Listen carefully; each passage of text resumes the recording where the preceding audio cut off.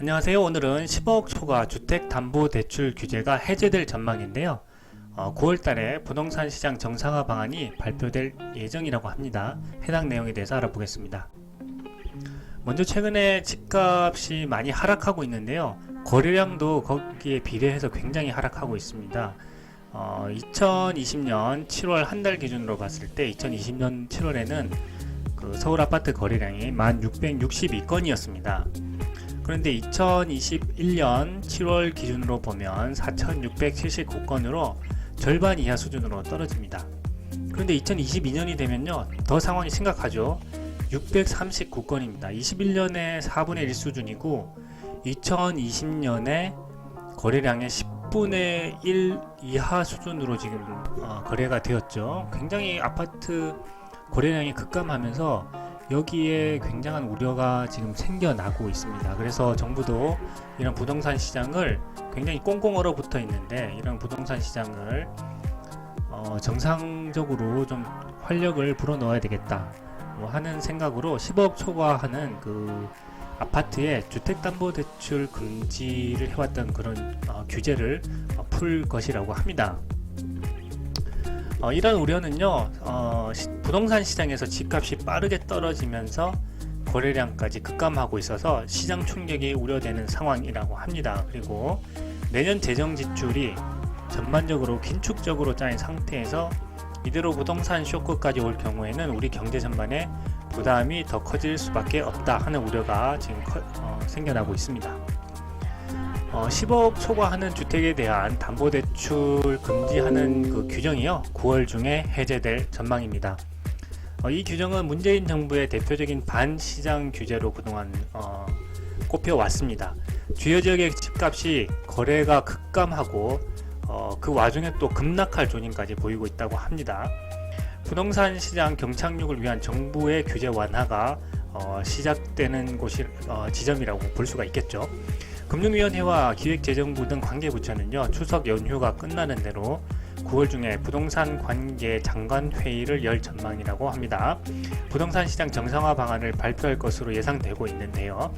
투기지역과 투기과열지구, 조정지역 등 규제지역에 대한 추가 해제 대책을 내놓을 전망입니다.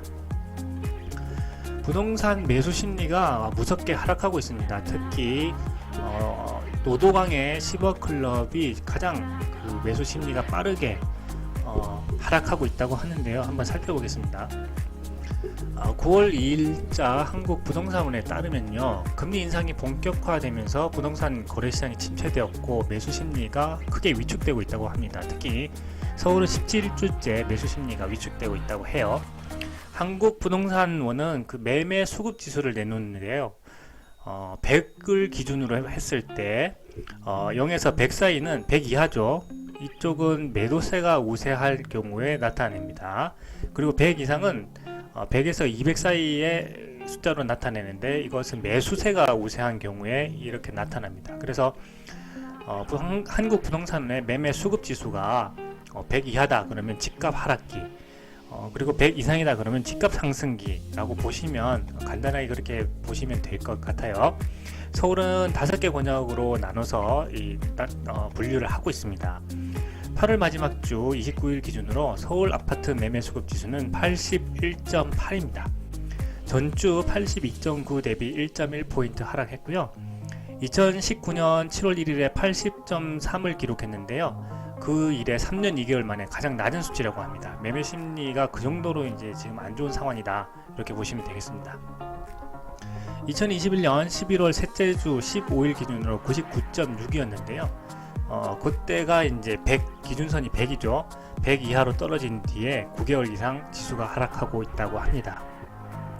서울은 5개 권역 모두 매매 수급 지수가 하락했는데요. 특히 이제 노도강, 우리가 노도강이라고 하면 노원구, 도봉구, 강북구죠. 노도강이 포함된 매매 수급 지수가 74.9로 가장 낮다고 합니다. 지난주에 76.7이었는데요. 1.8포인트 하락했습니다. 마포, 서대문, 은평구 등이 있는 서부권은 76.6에서 75.7로 떨어졌고요. 영등포, 양천구 등이 속한 서남권은 88에서 87.3으로 소폭 하락했습니다. 용산구가 포함된 도심권역은 78.4에서 77.2로 강남 3구죠. 강남, 서초, 송파가 속한 동남권은 89.4에서 88.7로 떨어졌습니다. 아무래도 강남 3구가 가격 방어나 심리 방어가 잘 되고 있다고 보여집니다. 집값 하락세가 지속되고 있는데요. 서울 아파트값 변동률은 전주에 마이너스 0.11%였는데요.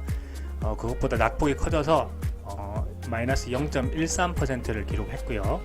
하락폭은 2019년 1월 28일 마이너스 0.14%로 그 3년 7개월 만에 가장 크다고 합니다. 그 이후로 그만큼 지금 집값 하락세의 심각성이 우려되고 있다, 이렇게 보시면 되겠습니다.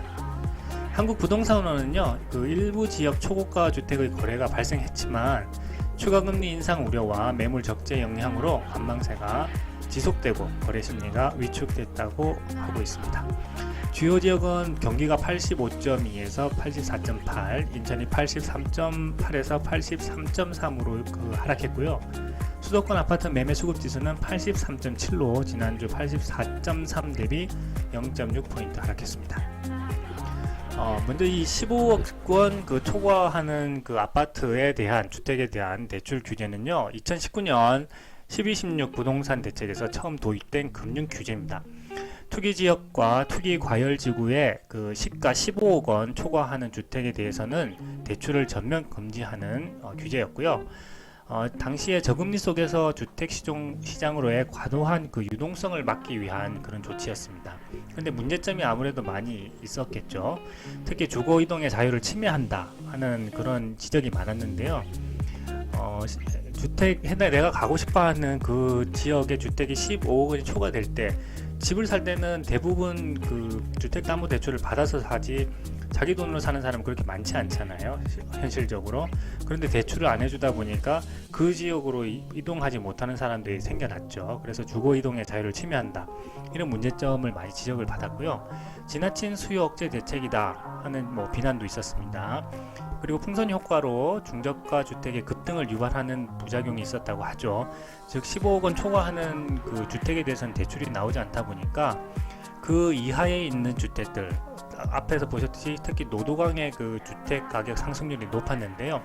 그 지역은 대출이 나오기 때문에 그 지역에 대한 매수 심리가 크게 작용을 해가지고 주택 가격이 많이 올랐었죠. 그래서 지금은 오히려 또 주택 가격이 많이 하락하고 있는 상황입니다.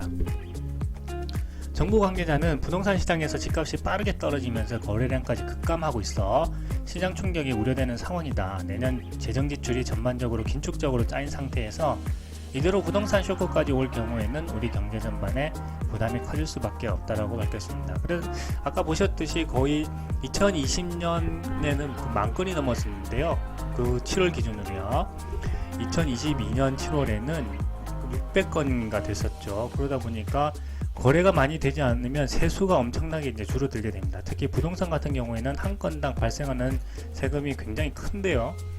이렇게 거래량이 급감하다 보니까 세수가 많이 줄어들고 내년에 또 정부 예산 책정할 때에 거래량이 계속해서 줄어들게 되면은 부동산에서 나오는 세수가 줄어들게 되고, 그렇다면 정부가 하려는 그런 여러 가지 예산 사업들을 하지 못하게 될 그런 우려가 생기는 거죠. 그래서 지금 이 부동산 시장에서 매수 심리가 급격하게 또 위축되고 있어서 이 시장을 좀 정상적으로 되돌려야 되겠다 하는 것이 정부의 이제 방침이라고 보시면 되겠습니다. 그리고 추경호 부총리, 경제부총리는 15억원 초과 대출 금지 규제 정상화가 필요하다라고 그런 견해를 국회의원 시절부터 여러 차례 밝힌 적이 있습니다. 규제 지역에 대한 추가 해제도 발표할 계획인데요. 특히 세종시가 투기 과열지구에서 해제될 것이 유력하게 검토되고 있습니다. 세종시 같은 경우에는 현재 앞으로 계속해서 이제 입주될 아파트들이 계속해서 늘어날 상황입니다. 그렇기 때문에 해당 지역에 아무래도 그 주택 가격이 많이 하락하게 되겠죠. 그 일시적으로 입주한 아파트들이 이제 늘어날 경우 한꺼번에 입주하다 보면은 그 아파트의 가격이 이제 어느 정도 침체가 좀 올 수가 있습니다. 그래서 세종시는 투기과열지구에서 해제하는 것이 유력하게 지금 검토되고 있다고 합니다. 그리고 투기지역하고 투기과열지구에서 해제되면은 대출 금지 규제가 해제되죠. 현재 그 투기지역 투기과열지구 해제되면 그 주택 가격이 그 40%까지만 대출이 되게 되어 있습니다. 그런데 이제 해제가 되면은 대출이 뭐 60% 뭐 또는 그 이상 이렇게 또 그 대출이 나올 수가 있게 되죠.